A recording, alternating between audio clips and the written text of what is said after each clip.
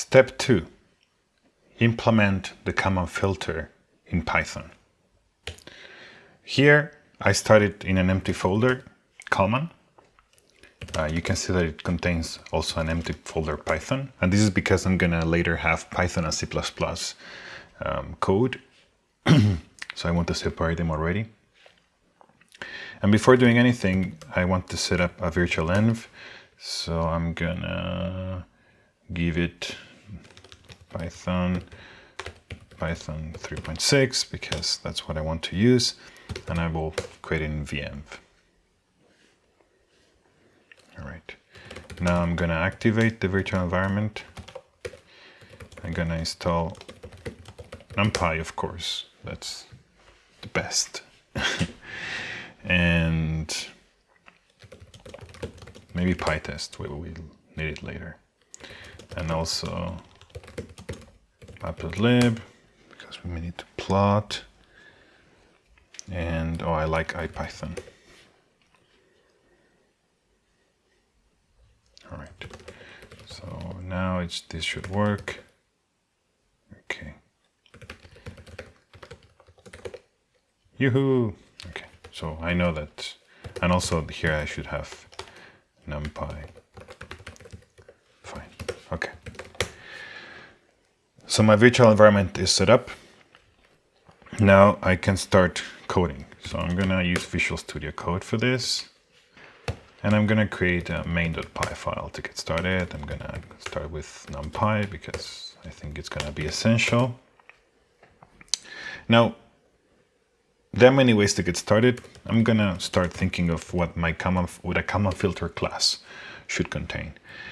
To me, the state of the Kalman filter, the state of the class Kalman filter is the state of the Kalman filter estimator.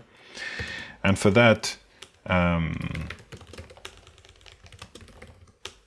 gonna initialize or construct this class by giving it the initial location and the initial speed estimate of my state variable. And I'm gonna then initialize this. Actually, so this is the mean of the state Gaussian random variable. It's going to be stored in self.x, and self.p is going to be the covariance of the state Gaussian random variable. And in this case, I won't go into too much mess to define it. I'm just going to have an identity matrix to initialize it. This is not what I would do in practice for a final application because I would like to know exactly what uncertainty I'm giving to the initial speed and the initial position. But given the case, this is what I'm going to do to simplify it. Now, we can already test this class. We can have here kf equals kf, initial x equals 0.2, initial v equals 0.5, and then, well, this should run. And I like to run this through IPython, test main.py. Okay, invalid syntax. That makes sense. Okay, and now I have this kf.x, kf.p. At this point, I'm observing already that I would like to write some tests in order to be able to understand, to know that, to assert that I'm doing the right thing. And for that, I'm going to use pytest, but I don't remember how exactly the tests are written. So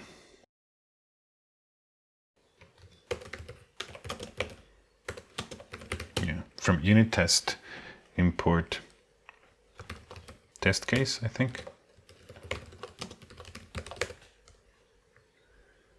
Okay, so the library was unittest actually, but pytest will help us also in a few ways.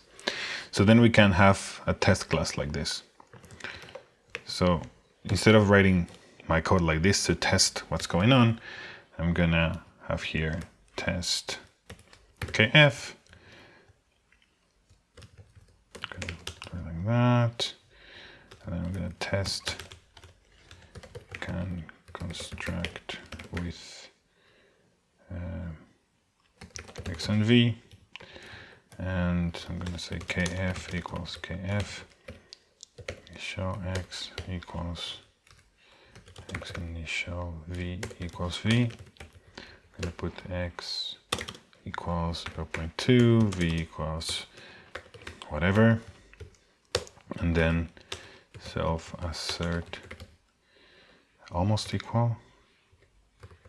How was it? I don't remember. Unittest assert almost equal. How was it? Yes, I think it's assert almost equal. Kf.x 0 should be similar to x, except for a floating point issue or approximation, and v should be equal to v. So now, in order to run these tests, what we can do is pytest. Collected 0 items, something is wrong. Ah, okay, yes, I know now. I need to define a file that starts with test underscore. So basically, okay, let's do some refactoring. So I'm going to create kf.py, going to move this here.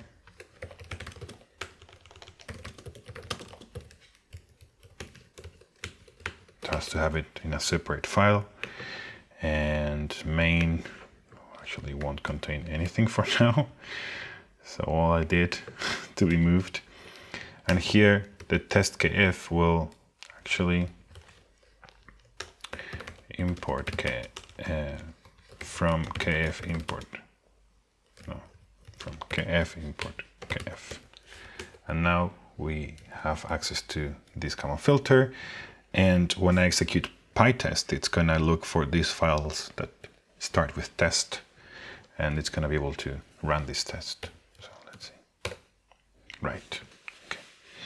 And now, okay, I found out that this is wrong, of course.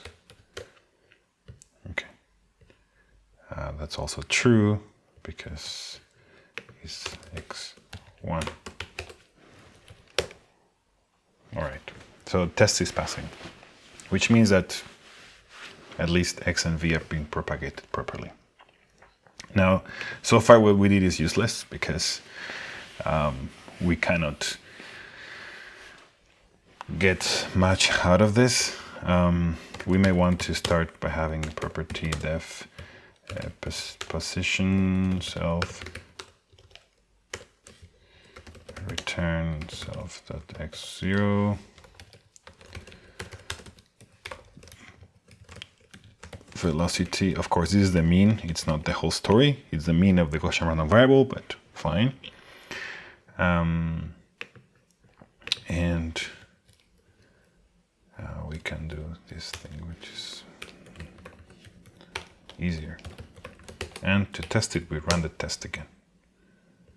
Ah, yes, it's a property. It's not a function. I'm too used to C++. So that's the way it should go. All right. Fine.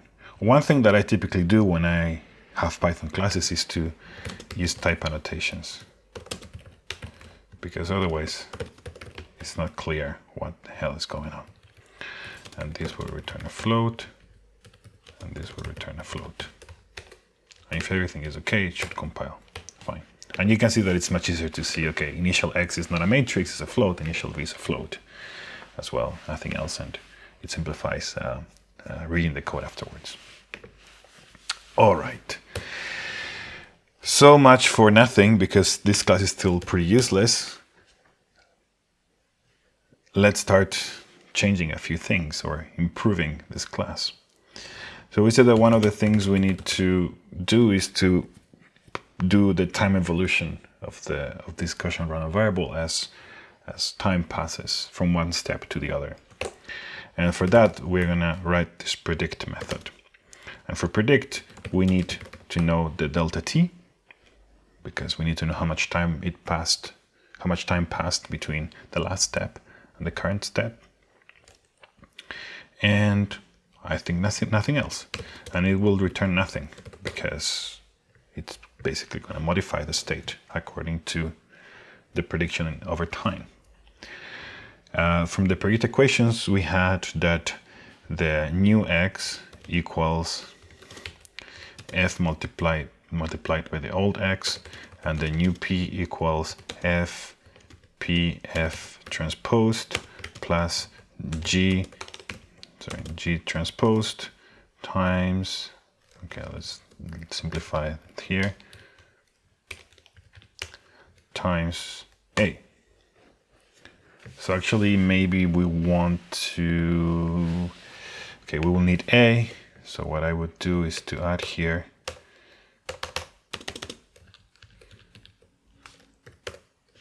a float, and I would put acceleration variance float, and I would steal it here. I would store it here, acceleration variance. I'm going to take advantage and replace this to be a private variable, and then you can see that here I can also do this. What is interesting here is that from how I wrote the test is that right now the test is going to show me if I messed up in some way. And of course the test will catch that I didn't pass acceleration variance, but it will also catch if I forgot to rename here the x member variable. So what we'll do here first is to say, well, acceleration variance equals, let's say 1.2, just to pass the argument in the test. And now we can run again, and it's passing, so it seems to be that at least we're able to construct the object, and it does what we wanted to do. All right, now let's go back to the predict step. So what we need to write here is, we need to write the update equation. So we need to do that new x equals f multiplied by the old x. F, as we said in the previous part of the video, is 1 dt 0 1. All right, and new p is gonna be f. Okay, this won't work in NumPy because this will try to do element by element multiplication or broadcasting. If you want to do matrix vector or matrix products, you need to do this, which is not very pretty, but that's the way it works in NumPy. So that's going to do the proper matrix product. And here the same, this is going to be f.p.f transposed plus, and here I have g.g transposed times self acceleration variance. Okay, so now we need to write here f, we have it, g, we don't have it yet. So g is MPRA, and we said that it was 0.5 multiplied by dt squared and dt. But we also need to reshape this to be of size 2 by 1, in case it's not, because I don't know what NumPy is doing when I'm giving it this. All right, so this should work. And what I will do first, I'm not updating the variables, but I will just try to run this code, because in Python, since we don't compile, who knows? So I'm going to go to the test and define def test can predict. Okay, I won't give more description about the test for now.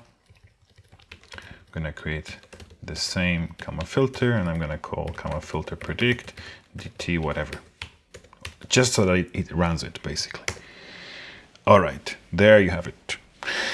Of course, there are some issues, so p is not defined because I forgot to write self.p. And that should do. All right, so at least that's running so far. We could now say self.p equals new p, self.x equals new x, and that should also work. Yes. And now the last thing I want to maybe test is test that after calling predict x and p are of right shape, because it might be that I messed up my dimensions when I was doing the matrix multiplication. So I can call kf predict. Okay, x and p are private, so what I'm going to do is I'm going to define here some property well,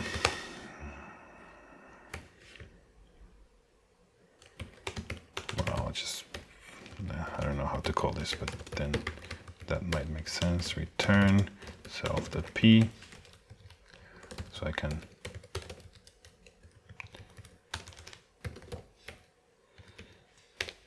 okay. So we can do assert equal kf dot covariance, well, mean and covariance, kf covariance shape equals 2. Does that work? Oh yes, of course, this is a property, so all right, that's fine. And we're gonna expect that should, I don't know what this ends up being, probably not. Yes, because it's just a vector and there is no, okay, there's only one dimension, so let's write that. Okay, that's fine. So that's an important test, I think. Now, the other thing is that one thing we may want to test is more accurately whether after calling predict, the uncertainty increases, because when we are running prediction, we are integrating, and if we had perfect measurements, perfect estimations in terms of, let's basically, if this covariance matrix was all zeros, then we would have perfect knowledge of our state, and propagating over time would give us no increase in uncertainty. However, because we are integrating over time and we're integrating over uncertain values, then we are increasing our uncertainty as we go. So if we call predict, then we should be constantly increasing our uncertainty of our state estimate as we go through different, from predict to predict. And what I will do is here, calling predict increases state uncertainty. Okay, how are we going to measure this? All right. So first I'm gonna predict maybe 10 times. And the idea is that every time I predict, my uncertainty estimate should increase. Now, the uncertainty of Gaussian random variable, more accurately, the entropy, the differential entropy, is the determinant of that matrix. So what we expect is that the determinant of the covariance matrix should increase whenever we do predict. And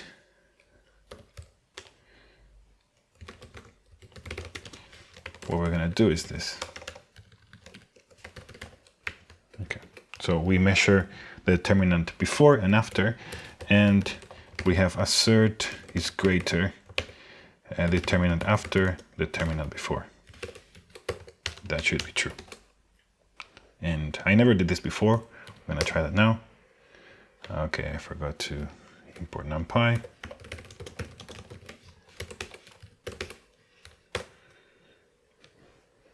Okay, determinant is not such a thing. I think it's because, yeah. All right, so it's passing.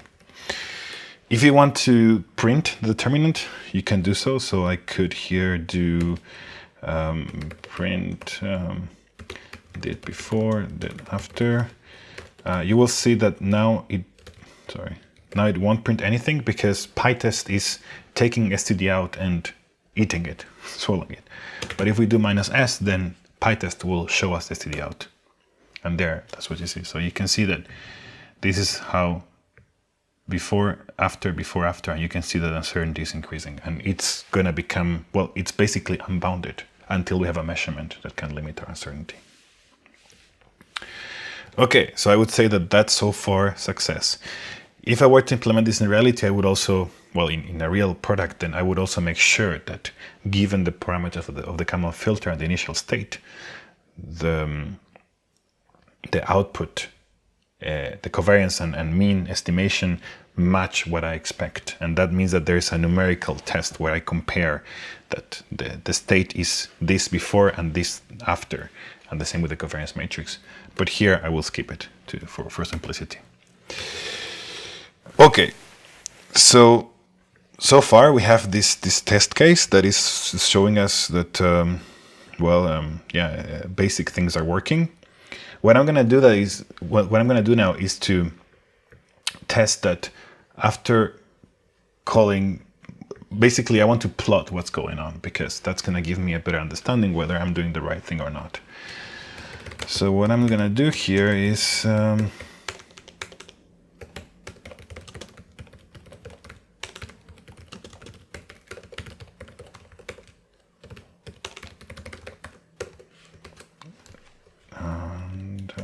import from KF. Okay, and I'm gonna how is it subplots in matplotlib?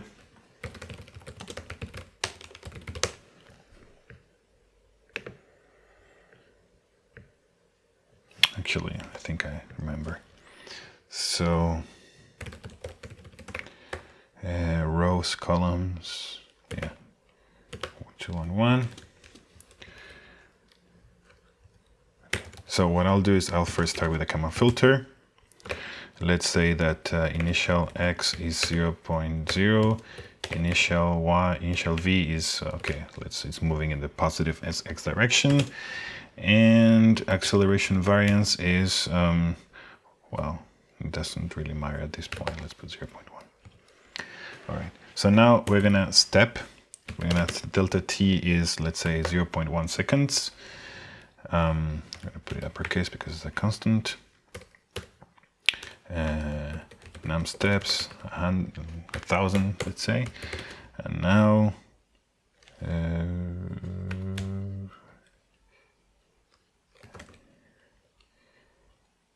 x. How would I do this? Okay, let's do that. This is gonna okay. So I'm gonna store there the covariance and the means of the distribution as I iterate. For I in range num steps, kf cov cos append moves append mean. And I'm gonna do a step predict dt. Fine. So, well, and then I'm gonna put that so it will stop. For now, it won't probably plot much, but all right, perfect. That's what I wanted. If I click, it exits. All right. Now. What I want to do is to position, and then I want to also do the same, but velocity. And here I want to plot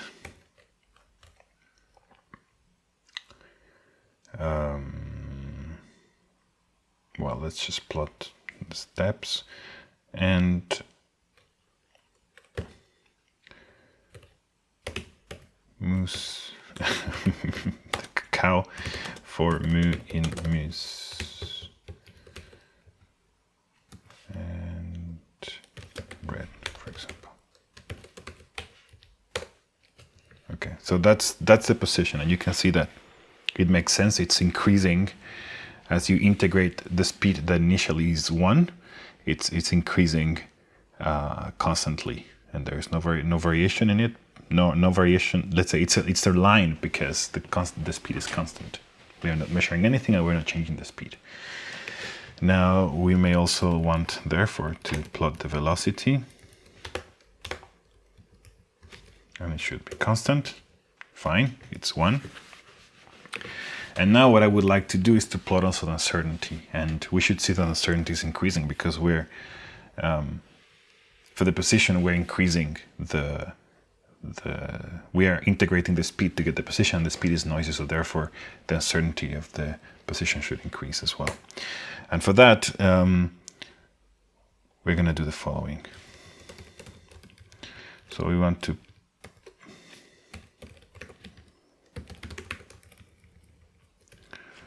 (0), okay, let's make it dashed, -2 is QRT.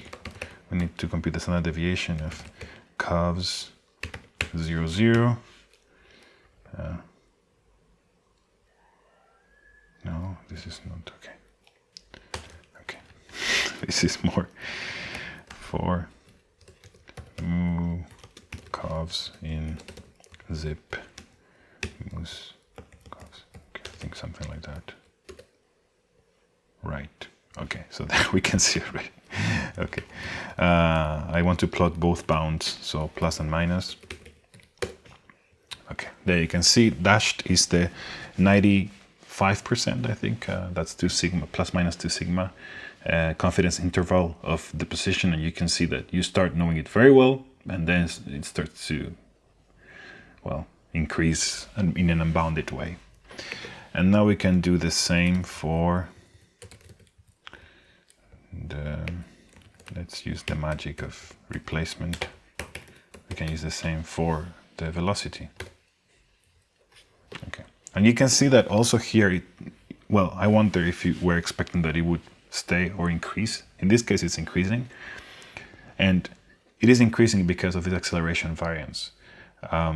So if we were to set this to 0, which means that basically there's no acceleration and your speed is constant, then there is no change in velocity. The position will still increase in uncertainty because you're integrating this one below, but you can see that we seem to be implementing things correctly because of this. You can also see that if I put here a value like 10, the effect is going to be really obvious, like, well, much more significant. All right. Also, the position gets worse because the velocity estimate is worse.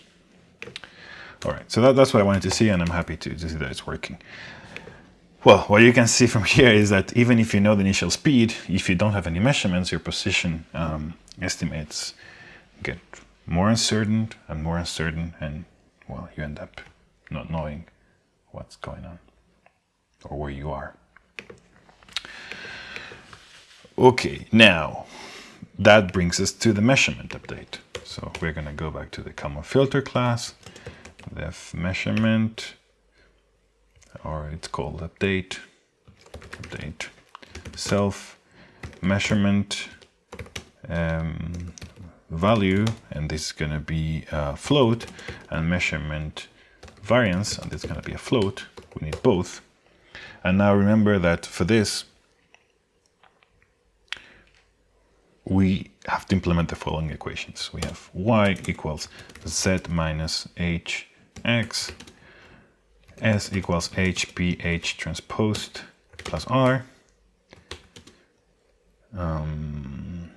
k equals p h transposed s inverse, and then finally the new x is x plus ky, and the new p is I minus kh. I told you that's not a very stable formula, but for now we'll leave it like that, multiplied by p.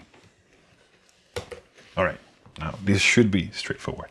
So basically, you don't need this to do this, but I'll do it for the sake of consistency. So let's convert the values and variance into NP array. So that's, you have Z here. R is basically the measurement variance.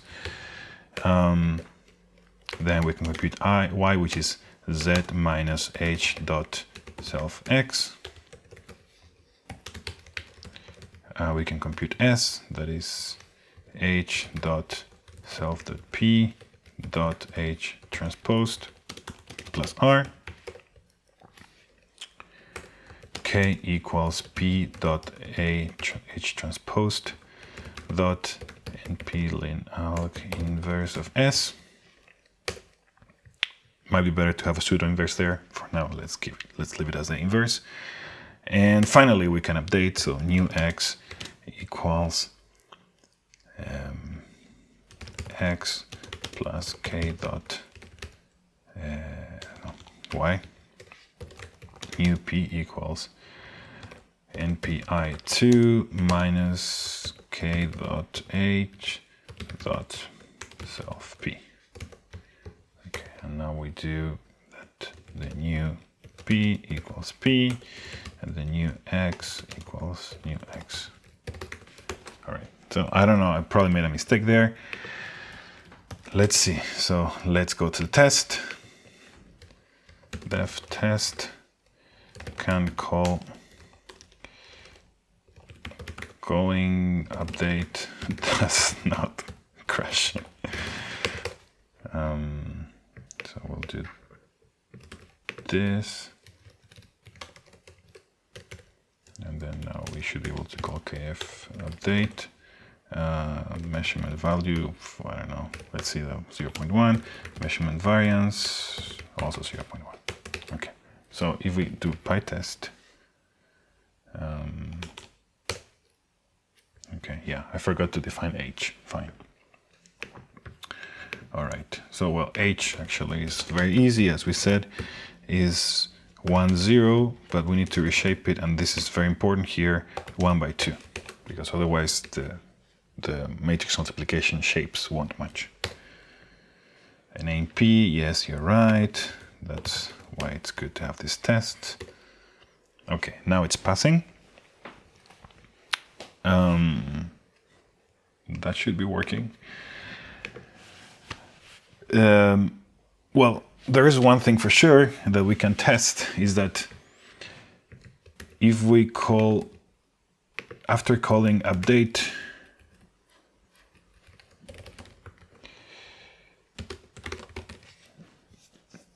or calling update decreases state uncertainty. Actually, and this shouldn't be after, it should be just that. Okay.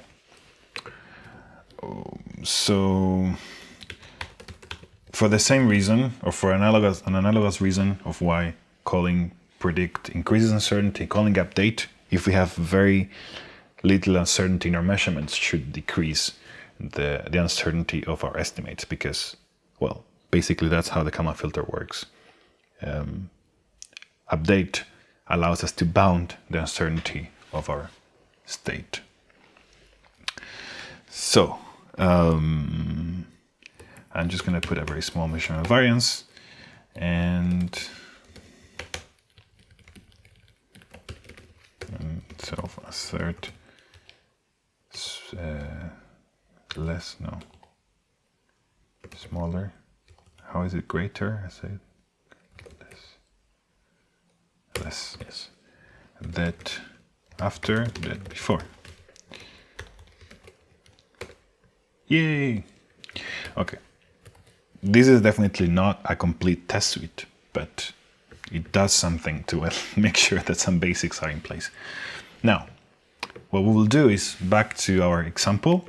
I'll run it again. I don't know, Python. Yeah. We see that uncertainty is increasing. Now, what I want to see is that if I add some periodic updates with measurements, my uncertainty gets bounded, especially for the position. Let's see. So I'm gonna put measurements every steps.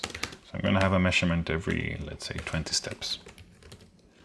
So here I'll say if, let's call this step, because step, first this fifth step is different from 0 and step equals 0, then we do a measurement.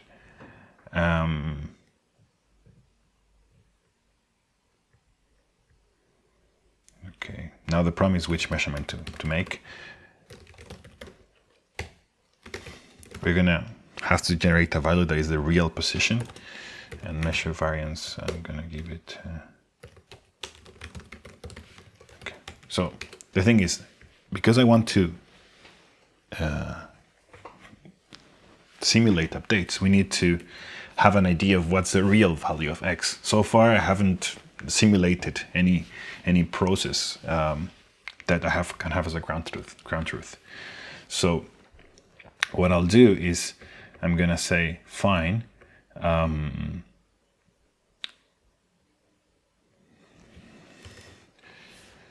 The real x is, it starts at 0, and the real v, let's have it constant. Let's suppose it's 1.0. Oh no, let's do something even better. Let's say that the real x is 0, but the real v is not the one we estimated. It's 0.9, for example. So therefore, and we will assume that it's constant.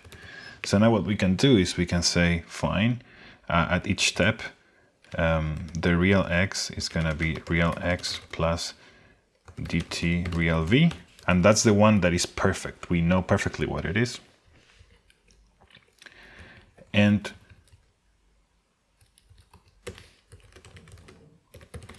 the measurement variance is,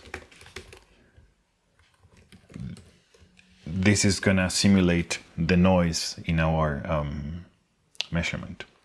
So what we will do here is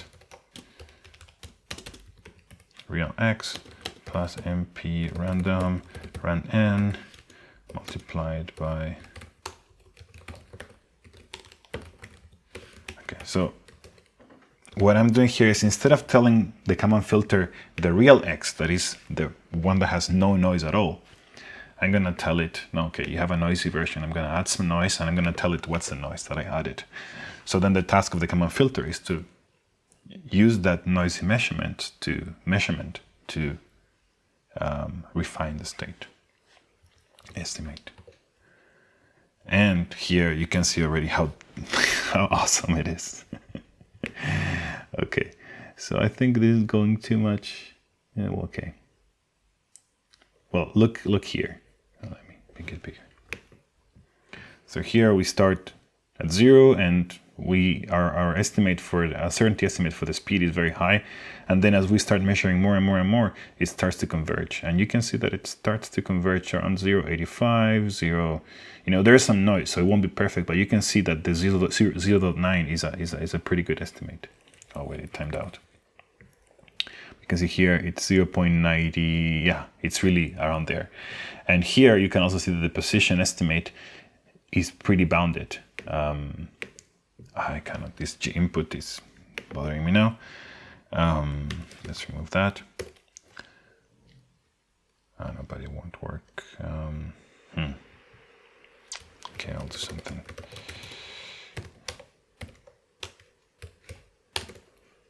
All right, that will do.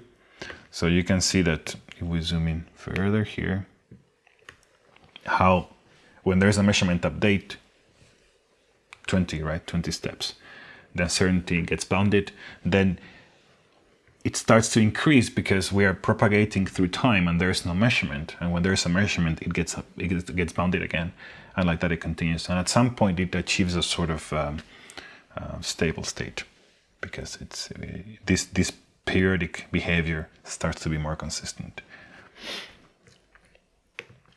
All right.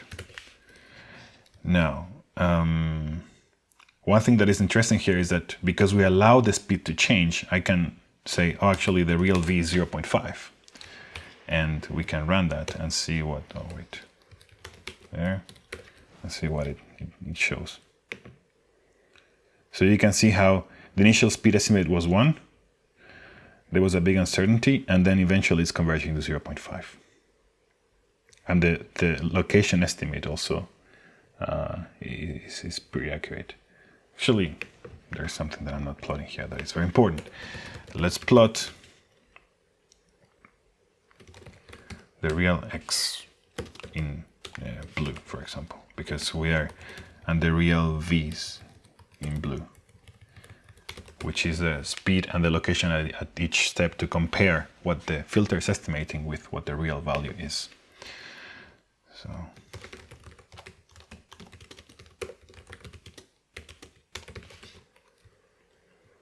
and now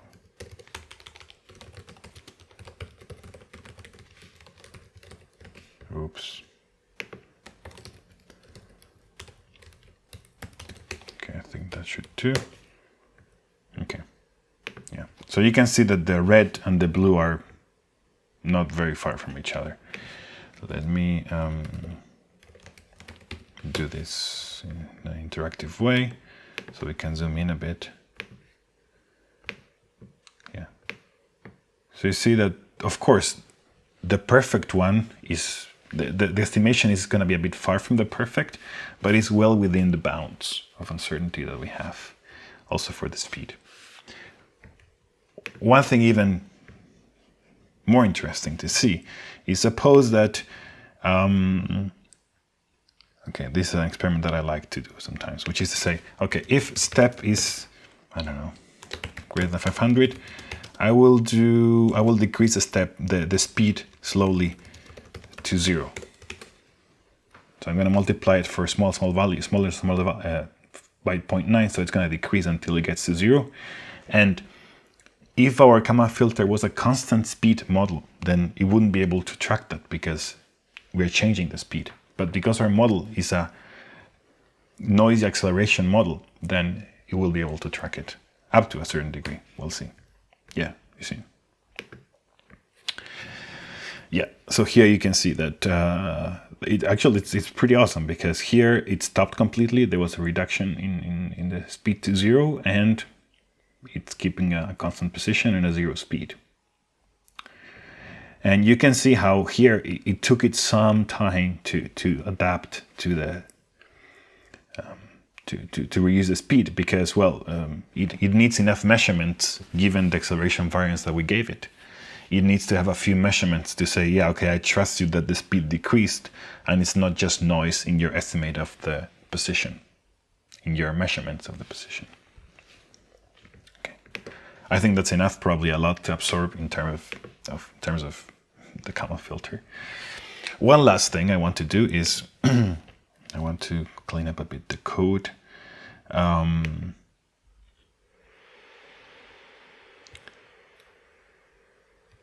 Well, no, I think that probably would be enough. One thing that I do sometimes when I write these Kalman filters is to have some indices for the Kalman filter for basically these are the offsets of each state offsets of each variable in the state vector. And this is useful because then if your state vector grows, you can easily change your code. Well, you can add a few changes and your code is still robust to these changes, and it doesn't take you too long to make those changes. For example, here I would put vars equals iv plus 1, because this is like an enum basically, and these are the number of variables in the Kalman filter state vector. And what I do here, instead of writing this code like this, I would do self.x equals np-array imp zeros numvars,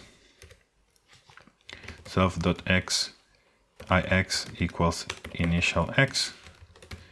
Oops, sorry, this is a problem I have with this keyboard sometimes. And self.iv equals initial v. And therefore I don't depend on having the ordering right, but more on typing these indices right. And in the same way here, I could have npi numbers. And here I would do f equals np zeros. Maybe if the state is constant, I would put np.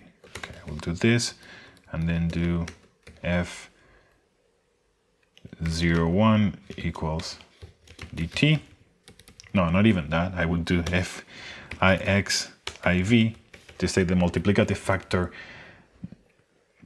x is dt times iv for that particular state transition matrix. And I avoid having hard-coded indices. And here in the same way, I would put g equals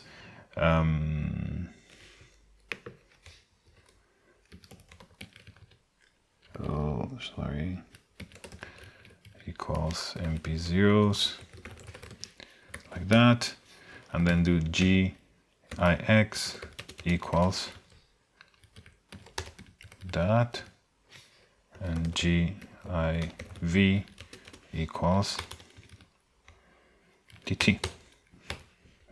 And you can see that now, oh well, there I have to change it here too, but you can see two things. First, the tests that I wrote are gonna help me make sure that I didn't mess up. Okay, the tests are running. I was very lucky because typically I mess up. For example, if here I wrote ivix, then I get an error. So the tests are helping me. Let me just change one thing here. xix, iv, and here, okay, I'll change it later. But what is interesting now is that if I want to have another variable in my Kalman filter, I want to say height, because I'm tracking the height of an object, then I do this, and then the code would run perfectly. And, or if I want to change, maybe I want to make this 1 and this 0, the code will still work. And I don't need to go and see, oh, how should I change this matrix because no, it's very straightforward. And that's a very powerful way of writing code, because you make your code very like ready for future changes and improvements. So now I was checking the code. I can run the test again, and okay, I'll run it again like this, all fine. Okay, so that concludes the Python part of the Kalman filter. To summarize, we wrote this KF class that has the Kalman filter itself isolated from the rest of the code. We wrote the test that has now, this fixture has 1, 2, 3, 4 tests that are minimal, but I think they're very powerful because they test different aspects of our Kalman filter implementation. And finally, this main.py file that allows us to generate this beautiful plot and understand and have an intuition of what's happening. All right, now we're ready to jump to step 3.